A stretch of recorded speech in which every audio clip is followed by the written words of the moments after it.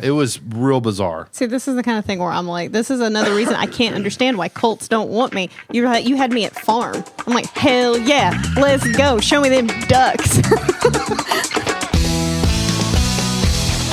Welcome to the Beacon House Podcast, recorded live in Knoxville, Tennessee.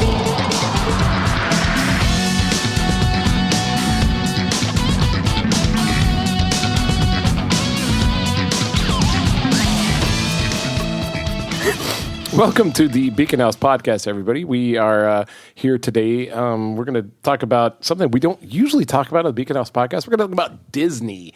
And everybody probably knows why. There's a lot in the press lately about Disney. But anyway, before we get into all that and whatever else we want to talk about, let me talk about my very, very special co-host. So both these people are returning guests to the Beacon House Podcast. First, sitting right across from me, who's that right over there? Hey, it's me, Casey. Casey is... Free Gal Gadot. Casey's back, and he's going to help us deconstruct this debacle that's happening in the media surrounding the new Snow White movie. My God, what's going on? But wait, we're not going to even do that on our own. We're going to need a little more help, and we've pulled in a real ringer for movie knowledge and also pop culture. And who's that sitting right over there? Say hi to everybody. Hi, Hannah. Hello. Hi, Hannah. Hello. This is Hannah Ridgeway. You may remember her from our scary movie compendium that we did right around the time of Halloween. We literally went through like the entire history of horror movies and great things. She had some phenomenal recommendations, and she is a cinephile and a movie buff and an artist, and also now, once again, a barber. Yeah, I mean, I can't ever just stick with... I can, yeah. God. I've quit trimming mine because I'm going to go see her. I'm going this week. But anyway, she's at the new Lefty's Barbershop. Stay tuned for more on that. The massive grand opening coming up, and we're all going to be there. But anyway... hi, how you guys doing? What have you guys been up to lately? I've just been watching a dumpster fire unfold on TikTok. I'm guessing you're talking about Snow White. Yeah. Hannah, how's your life? What's going on? Oh, I'm having the best day. I had my French fries. I only had one small potato butt in the whole thing. Now, wait a minute. What's a potato butt? You know, like the end of the potato. It's shit. It's just all skin. Yeah, it looks like a scab in your box of French fries. Very good. So only one scab. After this, I get to go home to my darling husband.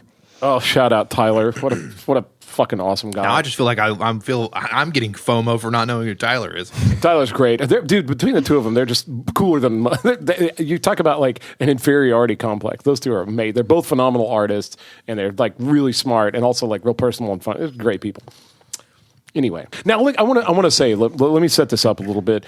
I am not here to just shit on Snow White and. I didn't really even know before all of this media attention who Rachel Ziegler was, but boy, a lot of other people did, and a lot of people don't like a lot of things she has to say. So I didn't know anything about her political affiliation or some of the statements that she made after the election. Like I didn't know who she was. Like I had never seen her in any movies before. I do know that she's like a Broadway actress and blah blah blah, and talented. Like as far as like singing and like performing live, apparently a very talented person. So, you know, again, not taking anything away from her talent or her abilities, but I just think it's funny when like a big pretentious movie eats shit at the box office. I just get giddy when it happens. Oh, you I know? snort it like cocaine. Just That's what I was trying to say, but I just didn't know how to say it that funny. But anyway, like I thought it was just like the next big Cats, like the big flop, you know. Weirdly enough, did worse than Cats did. Far worse. It makes Cats look like it fucking... did worse than The Room. Oh, God. I mean, we've got a real fucking stinker on our hands here, folks. This is a turd. So I saw the memes, like, and the memes are scathing. I'm not even going to bother quoting them. You can go on your phone and see the memes about it. It's nuts. But I was like, ha, Snow White ate shit at the box office. And so I messaged a few people, one being Hannah, over here, who I tend to bounce, you know, like if I'm having like a scathing thought, I try to bounce it off her often. And she came back with just like good. And then some of the other people I had texted the meme to were like good. And so I dug in a little bit, and man, she has a lot of enemies. She's a real piece of work. Well, and she's real easy to hate. It's the petulance. Like no one likes that. That is just not an appealing trait for anyone to have. I wanted to come into this though because I've had some time to sit on it. And I feel a little bit like Michael Clark Duncan from the Green from the Green Mile. It's just like, I'm so tired of people being ugly to each other. I'm tired, boss. I'm just real tired. But so I try to remember she's 20. That is important. She's a 2-year-old adult. Doesn't that make it worse? No. So for me, I'm like, okay, it's very fair to be like, I agree.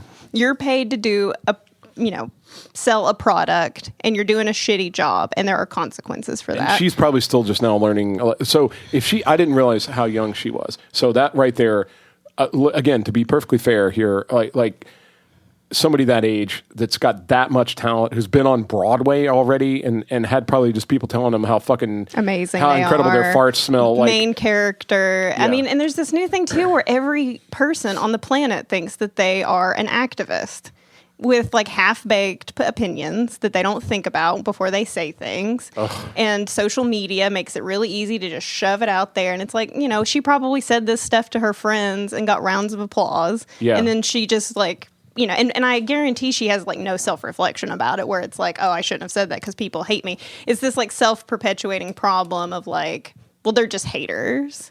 And that's a problem. Well, and I'm hoping she learns from this and grows. Sure. And it's another one of those things where everybody's allowed to have their political opinions, but there are consequences. Like when you're selling a product.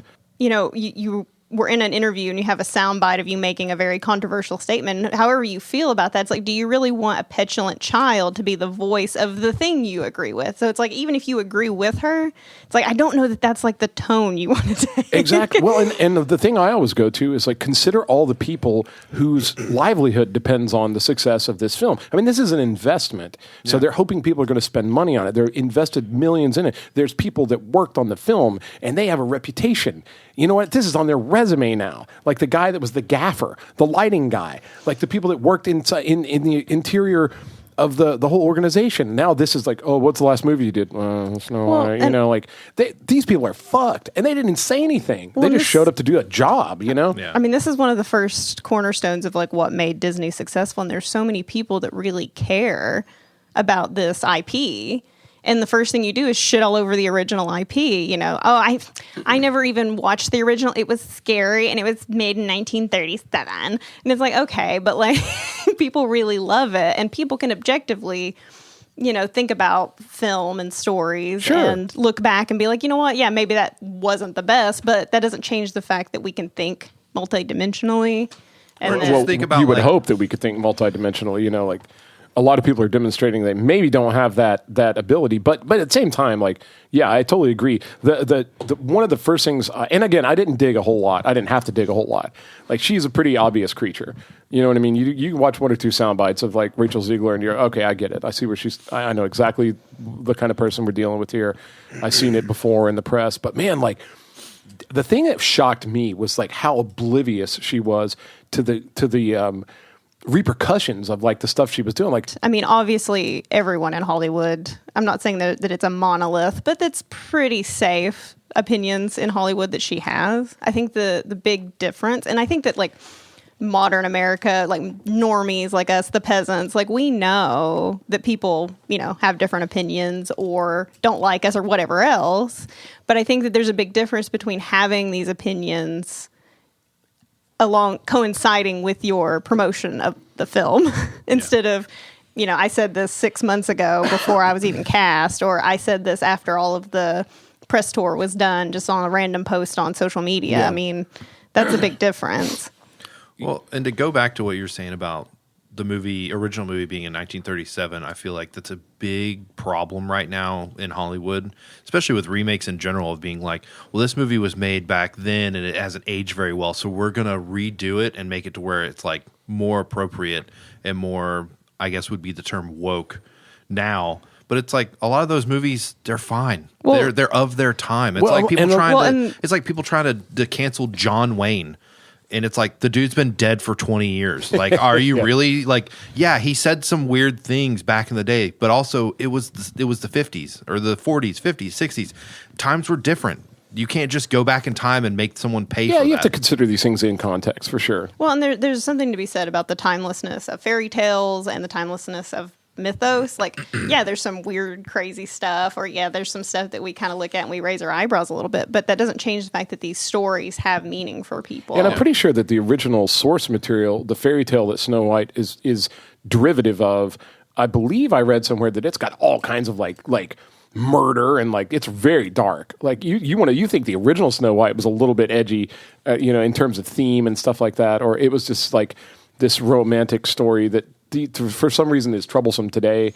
And that's one of the things that the lead actress, the Ziegler girl, was shitting on, kind of like shitting on the love story, like the redemptive sort of story arc of the original Snow White. Well, Snow White doesn't need a prince. Well, I hate to break it to you, but the only reason Snow White is a thing is because it's a love story. Yeah. If you want to tell a different story, tell a different story. Yeah. But, we can get into, of course, me, full disclaimer, I don't believe and I refuse to pay for remakes, reboots, sequels, or prequels. I'm done. Well, and that's what I was going to get, like part of this, if you just extract her sound bites and her opinions and just take that actress out of the equation altogether, I think there's something much bigger going on here. It's just another one of these desperate remakes of a classic trying to rope in a new audience. And this reminds me very much of the weird time Disney went through after Walt Disney died in like the 60s. And they had a very strange 20 years where they were trying to find their identity and they were totally getting smoked by other companies that were making better movies and they just couldn't find who they wanted to identify with. They put out some weird movies. Also, some of the movies they put out were fucking badass. We're going to get to that later. I call it Disney's metal years. But anyway... When it wasn't it The Little Mermaid that basically turned everything back around? That's what brought them back. Yeah. That's what got them back on track, got everybody back invested again. I thought it was The Brave Little Toaster. You would think that. I love You don't talk about a scary movie for a kid. Yeah. And there's been so much horror in so many of the Disney movies. Like Black Cauldron, are you kidding? I've already got that on my Watcher of the list. Woods. That's another one. Just okay. It's like a horror movie. Okay, pause. We're going to get to all those movies. We're first going to talk about how Disney sucked lately, and we're going to talk how badass it was in those weird in between years. But everybody was dropping acid. I mean, they had people, and we'll get to it. We'll get to it. But so stay tuned for the really badass parts of Disney coming up near the end of this podcast. Anyway, this movie. The thing about this movie that's so crazy is it absolutely is glaringly revealing of the disconnect between modern Hollywood and its audience. They really are putting out shit that just nobody wants to see. And here's some examples of that. First off, I know a lot of people are going to think the reason a Disney movie didn't do well is because it had a progressive message. And this country is just full of, by the way, 82% of the country is racist, bigot, right-wing, Trump supporters, MAGA, idiots, because of the way the election peeled out, and nobody knows anything, and the intellectual north is in Los Angeles and New York and nowhere else. Guess what? The Snow White movie did better in red counties than it did in largely Democratic populations. You want to know why that is? Families, yeah. Children, yeah. But more people that are registered as conservative in conservative districts went to see the movie and even repeat it. So most of the people in the country turned on this fucking movie. It ain't. What'd you say it was on IMDb right now? 1.6. That's down from 2.2 when I originally saw it. So it's still diving. Mm-hmm. But the only people that were keeping it afloat were conservatives. So you can't spread that maybe it's just the people that hate the progressive message. Bigots. Maybe they're the ones that they're the only ones kind of giving it a shot. Well, and I have a note here because everyone's mad, so it's not just not doing well because the right wing people don't like it. The left wing people are mad at it too for different reasons, and then you have the normal people, what I consider people who have political opinions, but generally they don't live in the world of constantly, soaking in all of this political discourse. Right. The normies, they just thought it was boring and dumb. They exist outside of the comments section, right? It's they may not ever even saw an interview with Rachel Zegler, but they just thought it was stupid and boring. Yeah. And I mean, I thought the idea of it was stupid and boring, but they firebombed it a couple other ways too. Well, again, they changed the source material.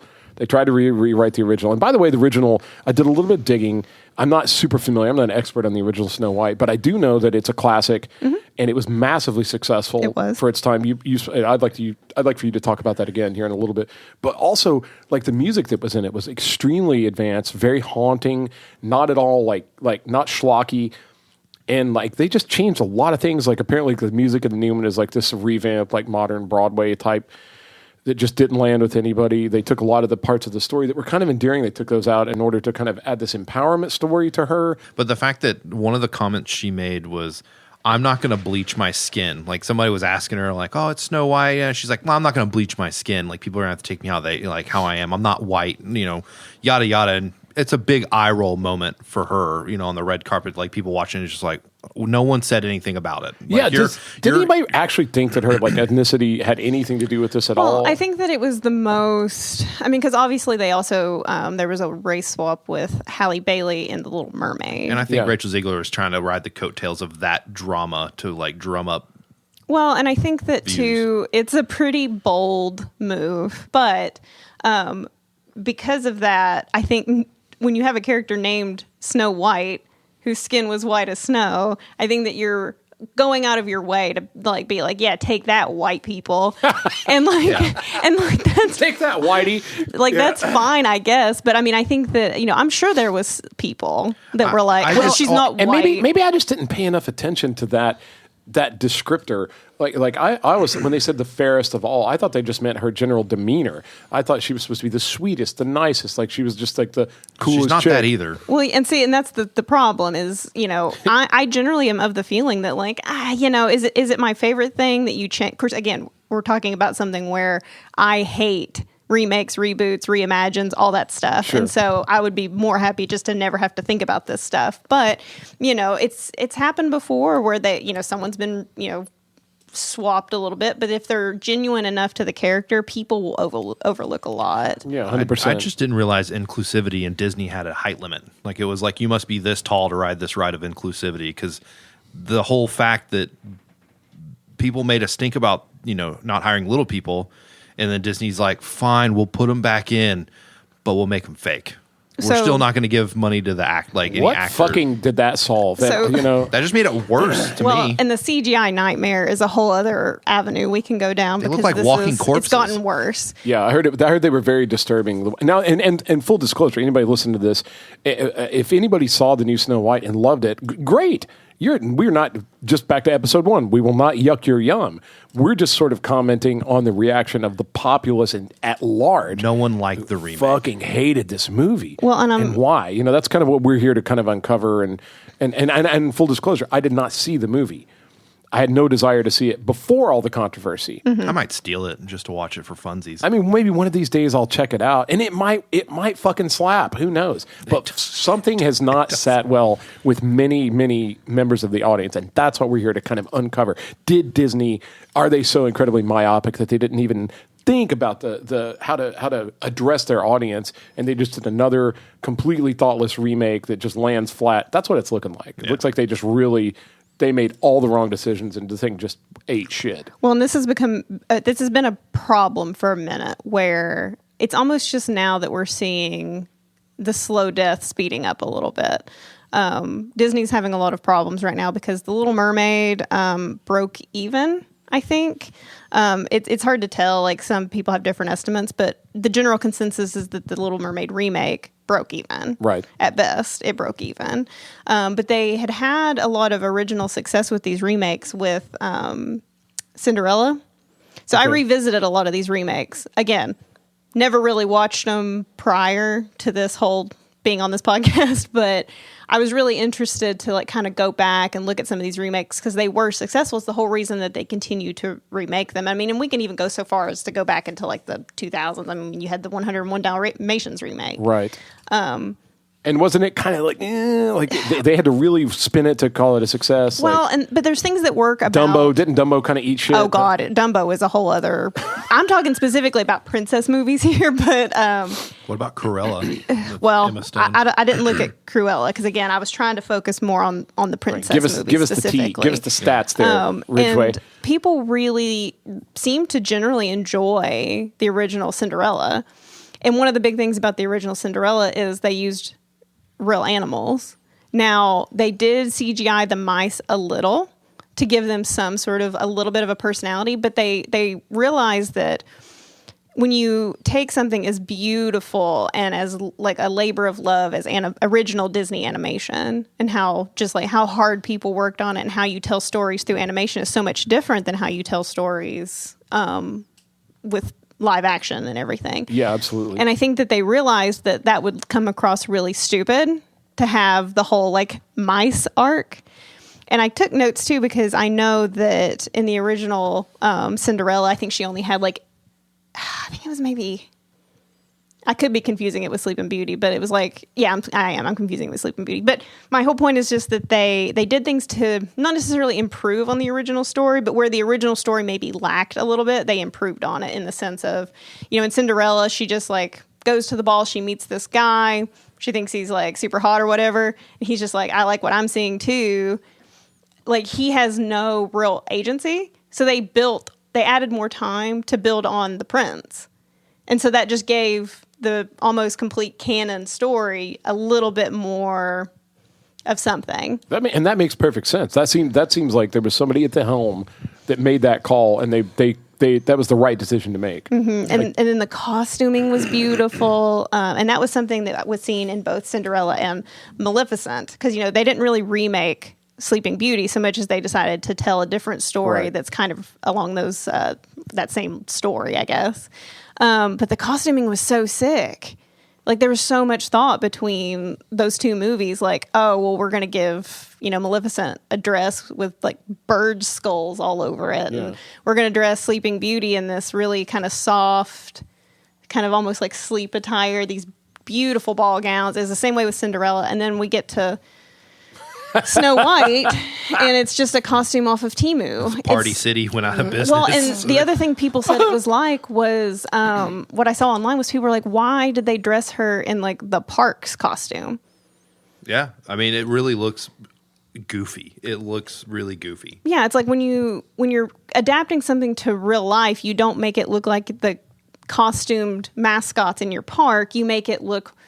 It doesn't even have to be historical. I saw some people arguing about historical accuracy. It's a fantasy. I think you can just kind of like make it believable. Don't be like, it's not period correct. Yeah. Like, it's a fucking cartoon, you know? Please tell me, what time period did Snow White fall in?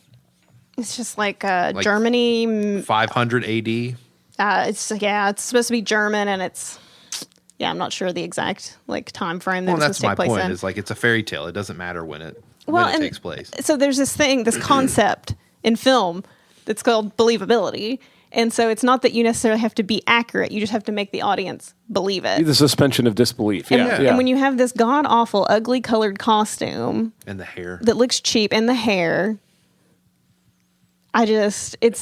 Decisions were made, and it seems like they were all like before she ever did any press, before she ever said anything incendiary, it just seems like there were a lot of bad decisions surrounding the movie.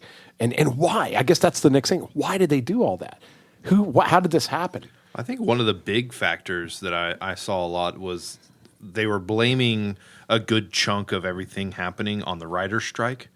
Like, apparently right in the middle of filming this movie. Yeah, because this started in like 2022, yeah. Yeah, and so the writer's strike hit, and so they lost all their writers.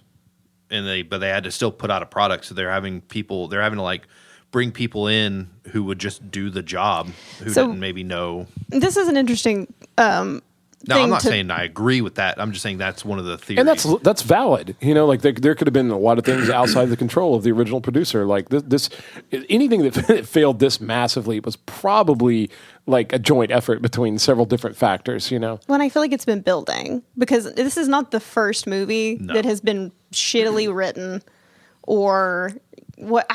I'm curious. I'm like, is it that people are underpaid? Is it that we're hiring people who have no business directing these movies because they're cheap?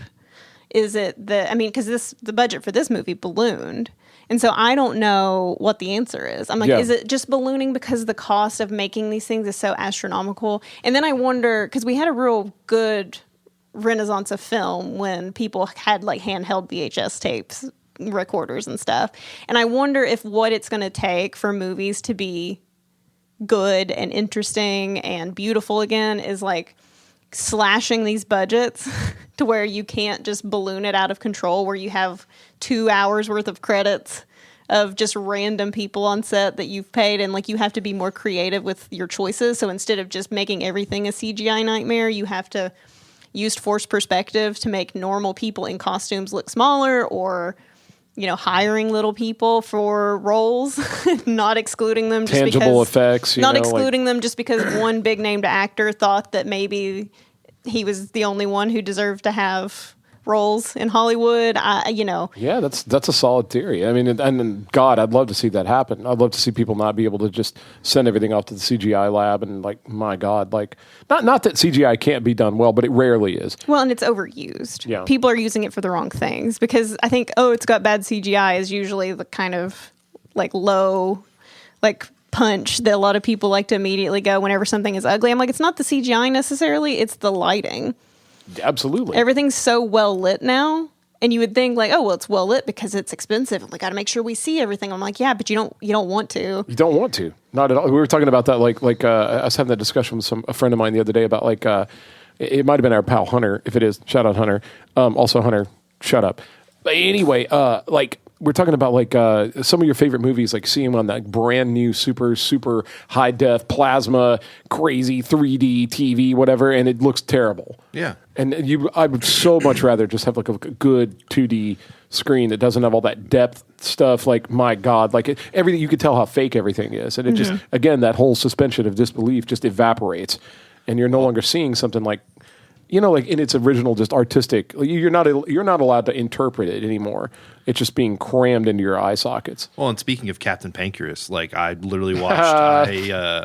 Me and him watched Event Horizon with a group of friends. Classic. A couple of years back. Classic. And it's one of those things. We've had a nice big TV sound bar. You start playing it, and me and him both looked at each other and were like, ugh. Can you turn the fancy off? Can you make it look real? Up. Yeah. Well, it didn't hold up. Everything CG was so obvious that it really did. It sucked you out of it, and then you had I to need a few less frames per second. I needed there to be a little bit of a glare. I need there to be like she said, the lighting. You want the lighting not too good.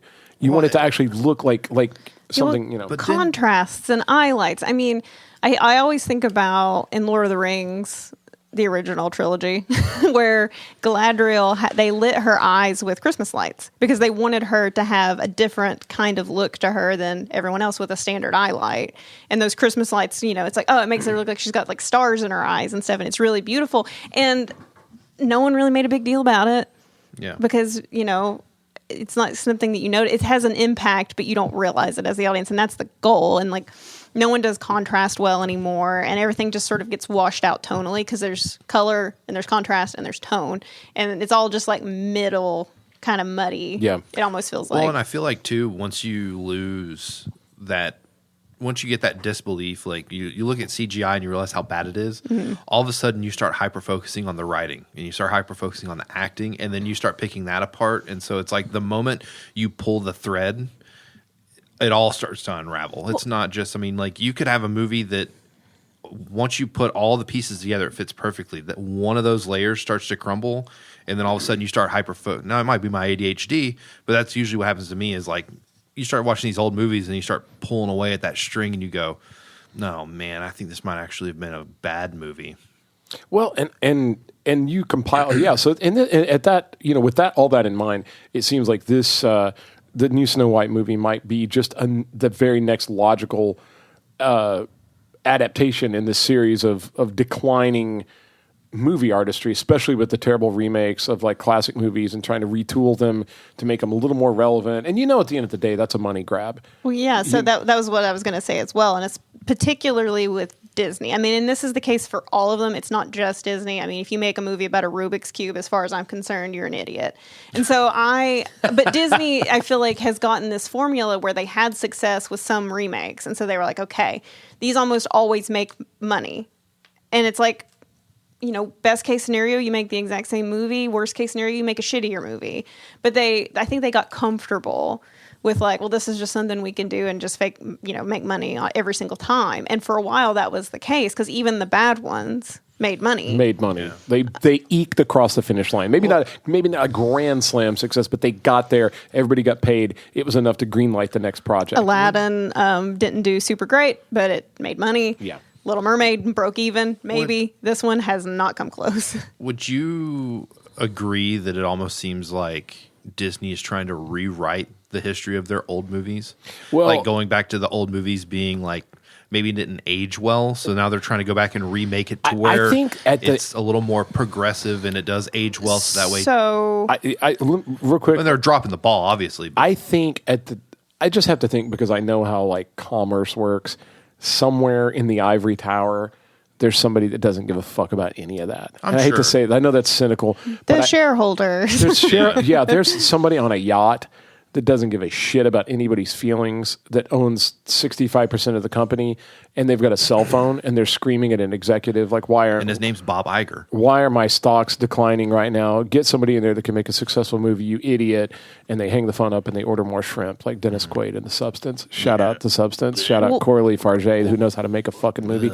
Anyway, but like, I don't think that they're necessarily trying to like whitewash their history. No pun intended. So- I don't think whitewash. I just think like I think that's all. I think when they look back through their catalog, like she said, they go, okay, we got to do something. Yeah. We're going out of business. What worked? Snow White. That was popular. Okay, let's remake that, but like make it like so it's modern just, and relevant. It's more mindless. Yes. So I was going to say, I think that the remakes specifically are more mindless. I think that they are like, well, they will always have one of these on deck because they always make money. It's the McRib. They bring it back when they need to spike sales. And I think, so I think it's a huge disservice to women that I remember.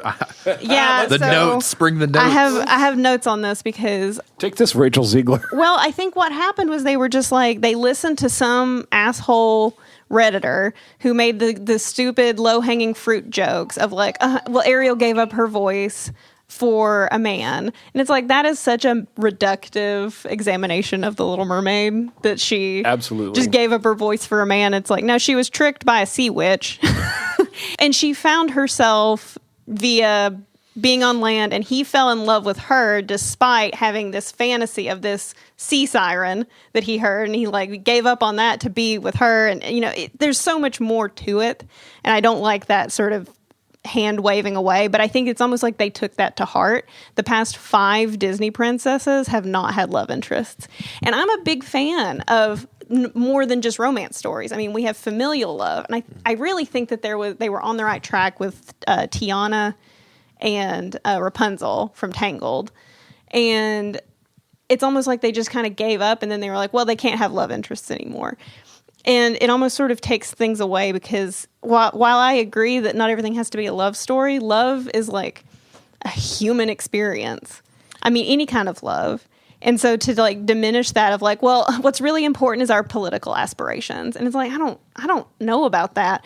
One of the bigger things I was thinking about today was Frozen, and how Anna has a love interest, Elsa does not, but it's about sisterly love. That's the whole point of the film, is this bond between these two sisters. Then they had Frozen 2, which would have been really interesting, I think, to have given Elsa a love interest. And I'm not saying it has to be a boy. I'm just saying she should have a love interest, because the thing about Elsa is that her character arc is that she, you know, was very closed off, and that wasn't good for her. And then she opened herself up to her family. But even throughout the second film, she never opens herself up outside of her family. She just kind of has an adventure, and that's cool. But like, there's no substance there. And it would have been an excellent story about vulnerability. But we're like, no, they can't be in love. We have to have these independent princesses. And it's like, okay, but it's just as bad to have every story about how strong and independent and alone these women are as it was to be like, well, all that matters in their life is their love life. I agree. It's you're overcorrecting. Mm-hmm. The car spun out of control. Now you're on the opposite side of the road in the ditch. Well, you know, and because of that, I think that that's sort of why they're going down this road with the remakes as well, where in the original remakes, it was still love stories. In fact, you know, again, I don't encourage you to make a live action remake, but if you do, but you make the prince more appealing, hell yeah. That's a better love story. Yeah, absolutely. Absolutely. I will say, how familiar are you being a cinephile with Miyazaki movies, Studio Ghibli? Listen, if anyone ever tries to make a live action Studio Ghibli movie, I will murder somebody. Based off what you're saying, Yeah. reminds me of my favorite quote that Miyazaki ever gave. And I'm going to read it verbatim right now. It says, "I've become skeptical of the unwritten rule that just because a boy and a girl appear in the same feature, a romance must ensue. Rather, I want to portray a slightly different relationship, one where the two mutually inspire each other to live. If I am able to, then perhaps I'll be closer to portraying a true expression of love. And honestly, in every single one, I've seen all of his movies. In every single one of them, there's always a male and a female character. They always seem to have some sort of like connection, but it's never this like over engrossing like romance that has to ensue. But it's also one of those things of like they lift each other up. Like it's beautiful the way he does it. Well, what about like X-Files? Remember the X-Files where there was like this? I guess eventually there was like. Well, won't they? Yeah, but like it was so ambiguous for so long, and you're like, are those characters going to get together or not? Like, there's this cool, I don't know, this very. It was the magic was in what they didn't say about the male and female lead, and sometimes they were almost enemies. You know what I mean? It's just like what if you had X-Files where Scully was like, you know what, Mulder, I just want to be an independent woman. I never want to have kids, and I don't want to be married. Yeah, and then that's like I'll go to the scene of the UFO crash, but I'm not riding with you. Yeah, you know what I mean. Like Mulder and Scully were like a team. I drive. Well, and it's okay to want to fall in love. It's okay to want to wear princess dresses. Yeah, I don't like this one-dimensionality of if you want to be a strong woman, you either have to A, be flawless, or B, you have to be a shitty dude. Yeah. Like, yeah. Because I hate this whole thing that it was like this narrative of like, oh, well, if you call a girl bossy, you would never call a man that. Let me tell you something. I have worked for some real bitches who were men. Yeah. And 100%. nobody likes that. No one likes it, whether you're a man or a woman. Facts. And so 100% facts. Well, and bro. even young boys who loved Disney princesses more than they loved G.I. Joe. You know what I mean? Like, you are doing a disservice by taking that away. Yeah. I agree 100%. In all of this, like, this is not a political podcast, but as far as like your inclinations and leanings, like in any of these things where you have less choice, you have less perspective, you have less freedom. I see in the future, at least in the next like 5 years, I would not be surprised if anytime Disney released a trailer for a movie, it just gets bombed immediately just because people are like, I already know what this is going to be. I think people are tired, and I think Yeah. it's been building for a long time, and I think it's just starting to come to a head. I mean, we're in team sports politically right now where everybody's just so hateful to each other, and everything's got to be dramatic, and everything's got to be political, and it's just getting to the point where I just think people are finally just really tired. Well, and again, it comes down to like the 24-hour news cycle. It comes down to like the sound bites on your phone. It comes down to just like the narrowing attention span, social media. We've talked about it a million times. But and there is, and this is in Rachel Zegler's favor, because I do kind of feel bad in the sense of like, if this had happened in the early 2000s, we never would have probably even heard her make these comments. Even if they were interviewing her on the red carpet, they would have done like the good sound bites, left out the negative stuff, and most of us probably wouldn't have ever even seen it. Yeah. And so she would have gotten away a little bit better without everything everyone does being constantly shoveled online. Plus, there's whole communities of people online whose whole shtick is to grab sound bites from dumbass celebrities and play them ad nauseum to be like, listen, look at this bitch. Like, don't you hate her? And it's like agents of chaos. And like, I fall into it because I think she's just so annoying. But, if I wasn't constantly scrolling, maybe I would have never seen it myself. Man, I will say this, like before so many things that were just like piling on her. I do feel bad for the actress. Like she may have said some annoying shit. She did say some. Let's not. She was totally. It's probably, just petulance. I think tone really didn't do her any favors. It did not do her any favors. But man, she's fucked now. Like I heard they're remaking the movie Splice, and she's going to be perfect for that. Well, I feel like she already has the spaces. I think the problem now is that I don't. She's very talented, and so I don't see her not getting jobs. She's going to be back on Broadway, and nobody's going to put her in front of a camera. I think that most people who make like big budget, crazy conglomerates like Disney probably won't for a long time. But I do think that probably independent studios would be like, hell yeah, you showed them, and then they'll put her in their movies. And I think my only problem with that, because I think that it's great, recover from this. That could be exciting. I mean, maybe she just needs to. Maybe she's a miscast. Maybe Rachel Zegler just needs to double down on her all of her opinions. Maybe she needs to be like this super like the incendiary personality. Maybe she needs to only be in like really edgy progressive movies. And like the problem is that she drug all that shit into Snow White, and it was like, that just wasn't it's a bad taste. You know what I mean? You've seasoned the soup with the wrong thing. You know, an A24 musical, she'd be perfect for it. Let's do something brave and adventurous. I'll get behind her. I mean, I don't necessarily share her opinions, but if she wants to get out there and really show her ass and do something brave and not borrow somebody else's like art piece in order to lay as a platform, all right. I'm listening. Like, what do you got to say? You know, but man, like this time it just did not land. Well, and again, she's a 2-year-old adult. She hasn't learned. I mean, I hardly even doubt she knows half the stuff that she goes on about. You know what I mean? Like, she just probably, talks without thinking because she's 20. And I think that it's important to afford people a certain level of grace when they're young, even though it is super fun to shit on her a little bit. But my hope is that she grows, but I worry now because I feel like people have almost stalled in their growth. Not just her, but people in general, like where you're always going to have an army of people telling you how amazing you are and how right you are about everything. Because you surround yourself with people who are like, yeah, girl, get them. And then you just think that, well, they're clearly haters. I am the winged victory. And I am beautiful. And I came in peace. It's like, shut up, you're 20. Like... Well, and I think too, it has a lot to do with just like I am the winged victory. I think a lot of the shitting on her and the negative feedback she's getting is because of how like proud and almost like everything she said was very like, no, I'm right, you're wrong. Yeah, well, yeah, because you're 20 and you do think that you are right about everything all the time. But she also, was decadent. It was led with, and my movie's going to be so successful because of how awesome I am. Mm-hmm. Yeah. Well, and also, like, and it was this arrogance, and so when it started to fall, and you saw that person fall from her like up on her pedestal, you have a lot of people who all fall off their pedestals on a daily basis, going, and fuck yeah, it's delicious, take it. Yeah. Especially now with like people not being able to afford homes. You know, we talked about I don't remember if we talked about it while the mics were on, but we talked about Snow White coming out during the Great Depression and how economically we're worse off now than we were then, and how it's like two separate approaches to it, and like people talking down to just normal people is not a good look ever, especially now. So yes, it is especially delicious. Yeah, and to watch somebody who signed multi-million-dollar contract just piss it away to like have your little soundbite that is just people. That's going to be gone by next week. And sure. There'll be the new thing. There'll be something else. There'll be some cat who shat on someone's car and someone caught it on video, and that'll be the next big thing. And yeah. Except more people go see that than they do Snow White. Sure.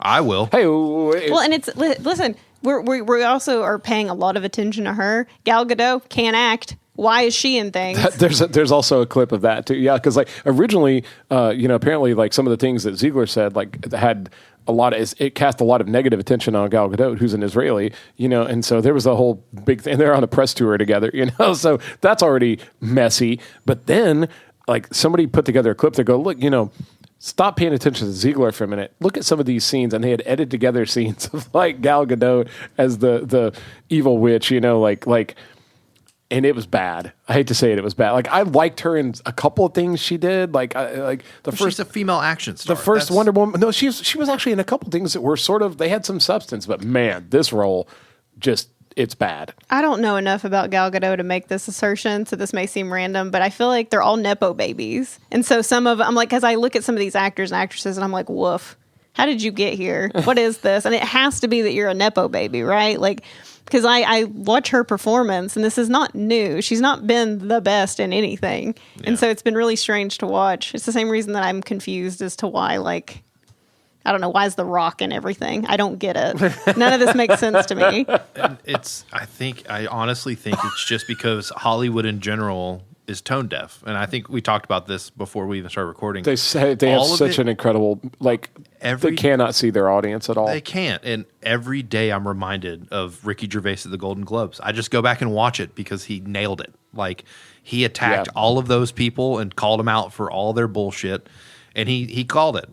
Now, where's he now? Who knows? They've buried him under, He's probably somewhere being very happy and semi-retired. 100%. Well, I tell you what, let's before we go too far down, I mean, obviously we can all agree that Hollywood completely is just like throwing punches in the dark. Like Not my dumpster, not my fire. Yeah. But one reason that this was such an incredible story, one reason this was such a big deal is because Disney at one point, Disney is a big deal. Like they were absolutely the mainstream purveyor of like modernizing fairy tales. Their animated classics like the original Snow White and many of the... Its heart is what they're missing. Yes. 100%. But my whole... So my question looking into this, and I was like, man, like, was Disney always so just like... so papery, like predictable? Were they always just so like superficial? And Disney had... and this is what I referred to earlier when I talk about Disney's metal years. Disney had a weird fucking period where a lot of really interesting shit happened. And this is the period of time when I was just a tiny little baby, a little tyke, and probably didn't see many of these movies like when they came out, but I saw them like years later on cable, like they were on Showtime or something. But basically, so kind of what happens is, like Walt Disney dies in the 60s. Disney goes into turmoil, and they put out a couple movies. They don't fucking land at all. It's bad. They can't connect with kids anymore. And then all of a sudden, something happens in the 70s called Star Wars, and it changes the movie industry forever.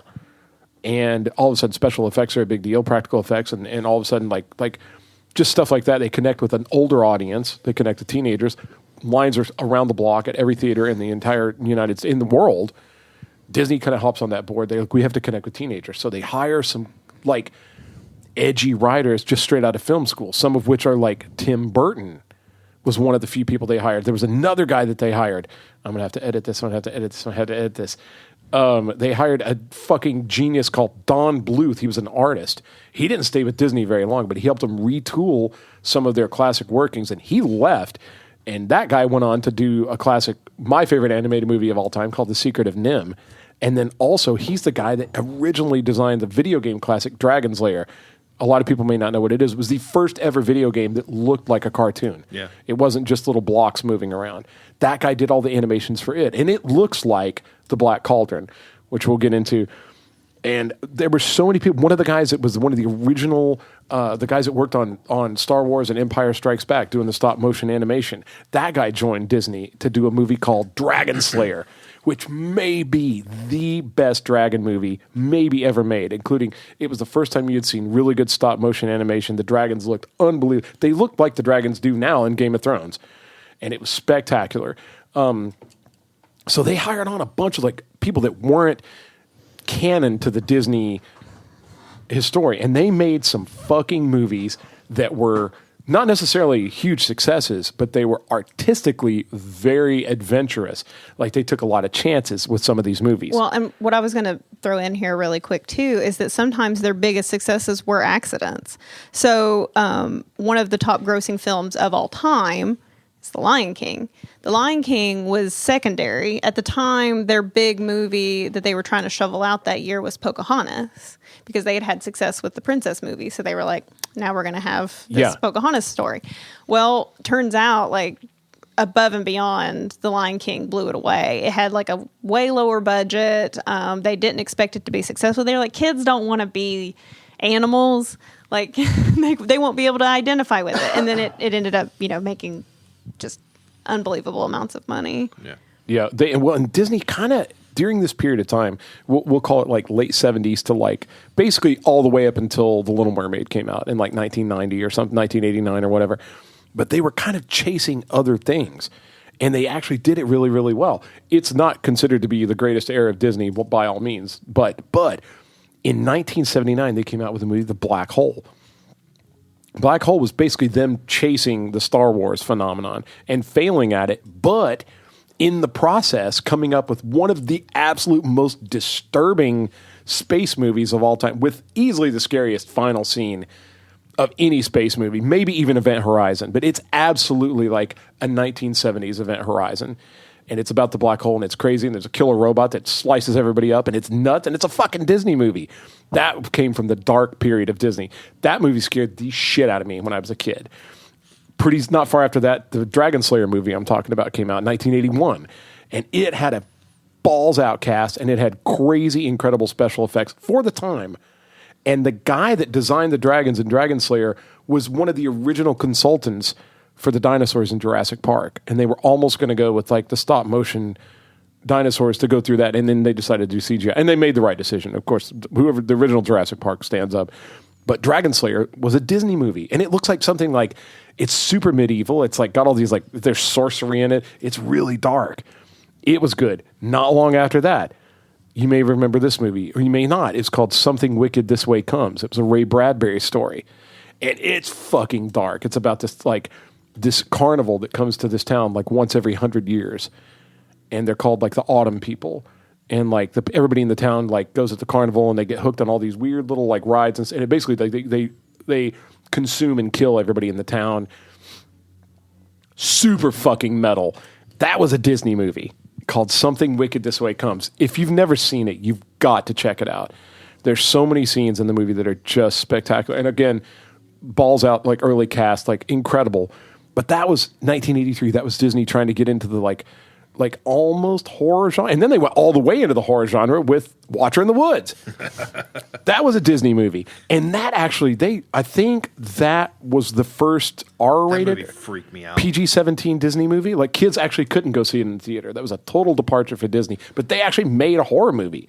It's not the scariest thing now, but it was very disturbing. But all this stuff kind of culminated. So Disney was putting out some really edgy, really scary stuff.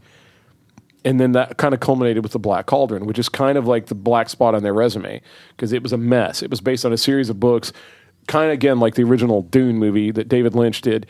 They tried to cram so much source material into one movie, and it's just that never works. So there was a series of books that the Black Cauldron was based on that was actually a lot darker than they had to kind of like.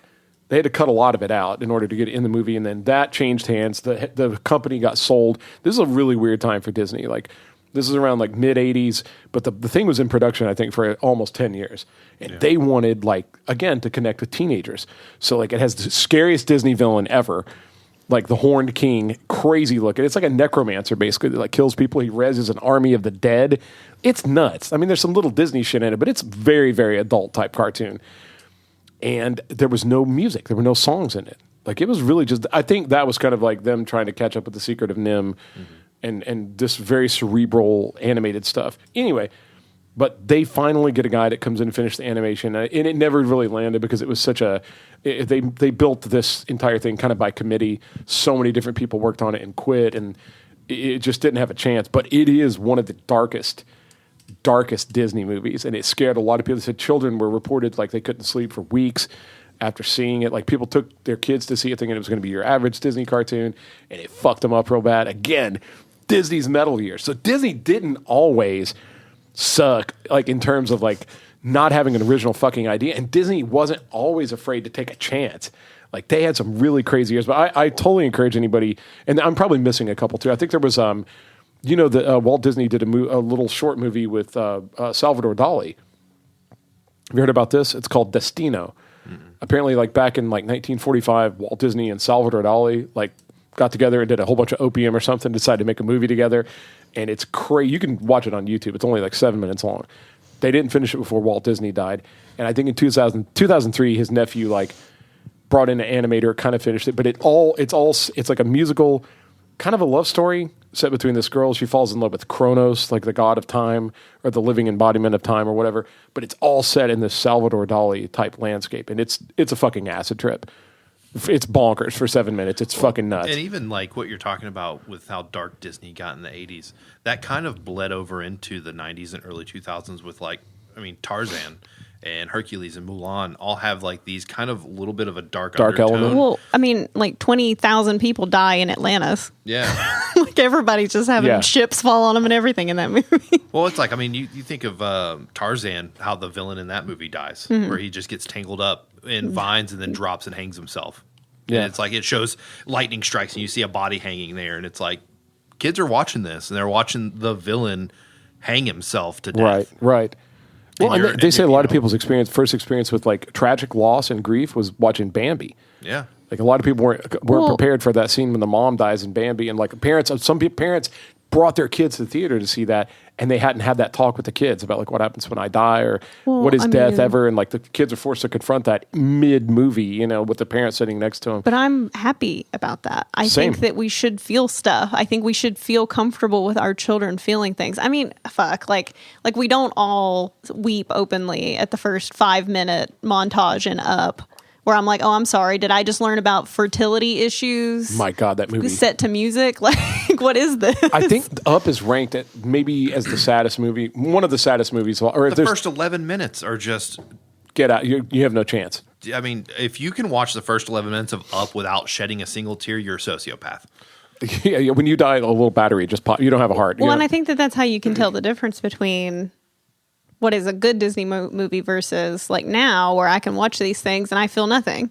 Yeah. But, you know, it's Inside like Out, you know, I always make fun of Inside Out because I'm always just like, oh, boo-hoo, your hockey team. Like, this is not the saddest thing in the world. You had to move to one of the most expensive cities in California. You get to live in a brownstone, you ungrateful bitch, you know? But at the same time, like, remembering that she's a child and she's experiencing this loss and this profound, like... Inside Out does something I largely agree to. It had a real silly like veneer, but it was Inside Out was particularly good at kind of like representing a lot of different emotions, especially like primitive, like or well, I don't say primitive, but like to a child. It did something psychologically kind of clever.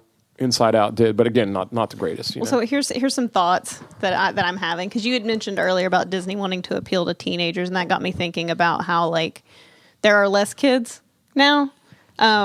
Just on average, less people are having less children. Fair. And so I feel like they've had a few what I would consider like trying for them these days, like with Wish, with Coco was really good. People liked Encanto, I guess. Is that not what it's called? I don't know. Encanto, yeah. Yeah. Okay. I was making sure I wasn't being an idiot. Moana too. Moana was okay. Like Frozen 2 was okay. They had that Elemental. They had Soul. That was Pixar, but still Disney. You know, these are like, they weren't a commercial knock it out of the park successes. And so I was thinking about how maybe they're just afraid because those movies aren't doing as well as they used to like make new things. And so they were still trying to cash in on that, with the remakes full circle. And if they're just, because I know that the parks are now almost exclusively appealing only to Disney adults because families can no longer afford to go to Disney World. And so, or Disneyland or whichever. And so because of that, they're being like, all right, well, we're going to market towards the audience we still have, which is millennial age people who are just obsessed with Disney. Which, surprisingly, we also don't have money to go to Disney World. Yeah, as it turns out. But certainly one single adult has more money than, a married couple with like 2 kids. Yeah. Yeah. Yeah. Wow. And that sounds like the beginning of like the death knell of a company. Mm-hmm. Maybe it's not. Maybe this is. Surely somebody's going to come along and they're going to rebrand and they're going to try to. Well, this is what I said about how I felt like we've been watching this death for a while. So no one I don't want to say no one because there are Star Wars fans who are diehards. The new Star Wars movies have not done super well. Right. And so what has happened is they were like, oh yeah. I guess they did well enough. They're like, oh, we're going to do the Star Wars part of the theme park. They'd spent all this money building a new Star Wars hotel, doing the whole new Star Wars part of the park, and nobody went. Damn. And the reason is because it's the new Star Wars shit that most people don't care about, and you pulled in nobody with the new Star Wars stuff. Yeah. So you've alienated new people and old people. So that's a big commercial flop. Like I think they had to close the hotel or something like that, and it was something like I don't even remember what the pricing was, but it was an absurd amount of money per night to even stay there. I mean, it's just getting kind of crazy. And so I wonder if that's sort of why they shovel out these remakes, because they're just like, one of them's The Lion King made a lot of money. Mufasa made a lot of money. So if we just keep turning them out, maybe we can pay for the ones that are shit. Well, and you have Kathleen Kennedy finally got fired or maybe let go or however she moved on. And that probably was the best thing Lucasfilms could have done to save Star Wars, because she was behind a lot of just horrible decisions. Right. To the point that even like Dave Filoni, who came out with some of the best Star Wars stuff under her, like The Mandalorian and the Clone Wars cartoon, is finally getting more control and coming out with better stuff. And you can now see, like, I can't remember the newest Star Wars show with the kids getting stuck in space. I don't know, man. I'm the wrong person it's to ask. It's the I forget what it's called. I know what you're talking about. It's but like, apparently it's supposed to be like Goonies in space, kind of. And apparently it's actually like catching ground of like being actually decent. Oh man, I tried like Ahsoka and it didn't grab me, and like just none of them landed with me. I was like, this is just too much shit. Do we think it's a stretch too thin issue? Because I mean, I sort of 100%. I'm a big fan of the fact that comic book movies have become the new Western. Because everyone's making comic book superhero things. Yep. And so they're starting to get so terrible. And that happened to Westerns. People loved them. Westerns popped off. They went crazy. Everyone was making Westerns, and then they just started to suck. Oh, they just announced another Marvel Marvel Avengers Doomsday. Who cares? Doesn't matter. Couldn't care less. But they have the schedule with the remakes. They have the schedule with their independent IPs, which is very small. They have their separate schedule with Star Wars. You know, Disney owns all of this stuff. And so I just wonder, like, is it there's just like nobody driving the ship, and so you just hire these people who've maybe directed one movie their entire life, and they were a BuzzFeed writer before that, and then they just decided, like, I can make this movie and Disney will give me anything I want because they have a bad history, and now they're going to make up for it. And it's just they just shovel money at these projects, and there's nobody like overseeing. Let's kind of start to head towards wrapping up. I want to present both of you guys with the question. You can answer this in tandem, or you can have individual I say thoughts. we probably agree with every What's question it? So, I mean, that's what you think. currently, Disney's kind of in the toilet with the Snow White release. Again, they've had a couple stinkers that led up to this. That they haven't had a slam dunk in a while. The Star Wars stuff is, again, trifling at best. What's it going to take? What would it take for Disney to get back on top? Make new shit. Stop rebooting everything. Stop remaking everything. Independent new IPs. I'm so sick of Star Wars. I'm sick of Marvel. I know that's like offensive to people. No, it's not offensive. How about a new story? Yeah, 100% right. 100%. And I don't want a new Marvel story. I just want new stuff. 100%. I'm done. I feel the same. What do you think, Case? I agree. The problem right now is that every time you go to Disney Plus, it's The Jungle Book, The Jungle Book 2, Jungle Book Live Action, Jungle Book Live Action 2, Mowgli, and then you have Beauty and the Beast live action, Mulan live action, Lion King live action, Mufasa. It's just nothing but remakes and live actions and reboots and to me, it's so offensive. I can't reiterate this enough. It is so offensive to look at animation as an inferior way of telling stories, that you're like, well, it has to be remade because this is old, and now we live action or CGI everything. Yeah. And I'm like, I'd so much rather watch. So beautiful. I would so much rather watch the animated Disney movies. And it's my childhood. Leave it alone. One of my favorite movies that Disney's done in the last, 20 years, let's say, was an original IP called The Princess and the Frog. I loved it. Was Princess wonderful. And the Frog. They went back to their roots. I never saw it. They did an animated movie. It's set in Louisiana. It's wonderful. They do songs. So what? There's a beautiful, like, her best friend is spoiled but not rotten, which is rare.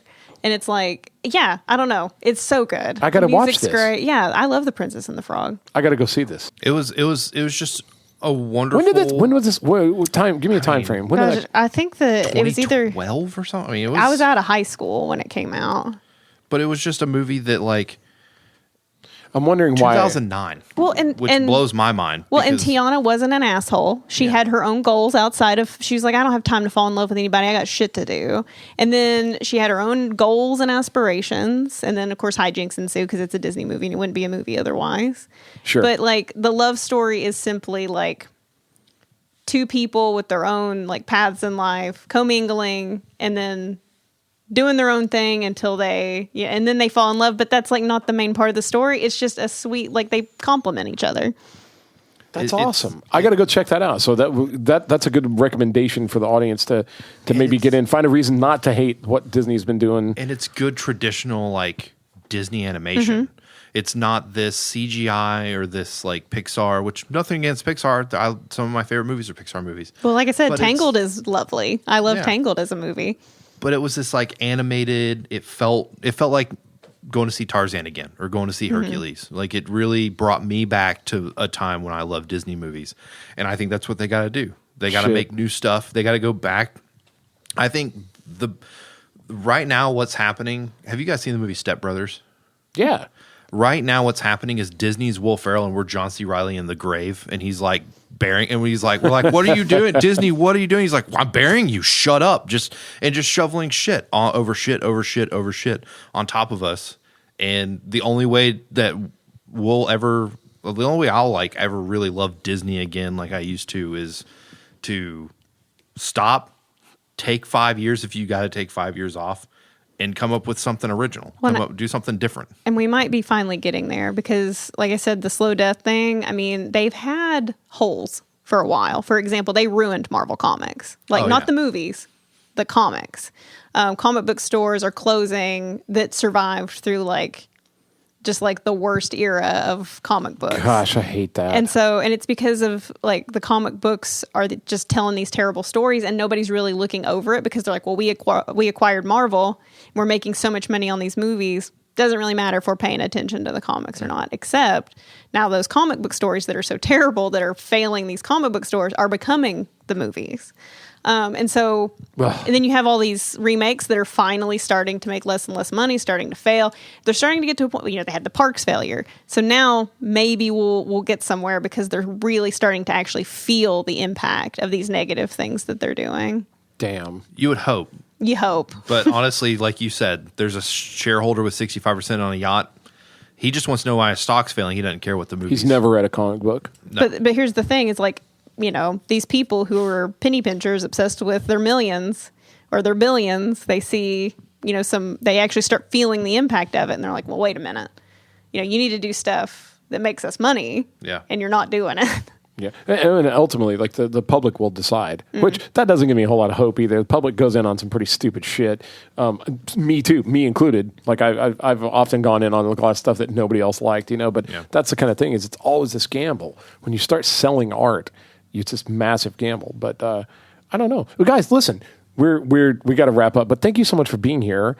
And I want to tell everybody that's listening. First, I got a text in the middle of this. Our friend Georgia said to tell the world. She said hi, and then she goes, "No, I'm Hello. kidding. I'm too fucking late." So Georgia, for everybody listening, Georgia says hi. Also, stay tuned because coming up very soon, there's going to be another podcast. We're going to be talking to people from Lefty's Barbershop, and they have now commingled in a building with Danger Company. There's going to be a huge grand opening happening in Knoxville really, really, really soon, and we want to get involved in that. We want to get people to come out to that. Beard trimmed. I'm going to get mine trimmed. It's going to be great. In fact, she's going to do it. Please. Yeah. By the way, if anybody needs a barber, you've come to the right place. Stay tuned. We're going to tell you how to get in touch with Hannah Ridgeway. Well, I guess you've already figured out. She's over at Lefty's Barbershop. Follow them on social media. Go over there. Book an appointment. Also, shout out Matt. Shout out Spencer. All the gang over there. They're the best. They've been the best for years. Don't go anywhere else. Call your current barber, cancel, and go meet Lefty's. That's why. So stay tuned for the Lefty's episode coming up soon. And thanks again for being here, you guys. Kisses. Thanks, buddy. Oh, my.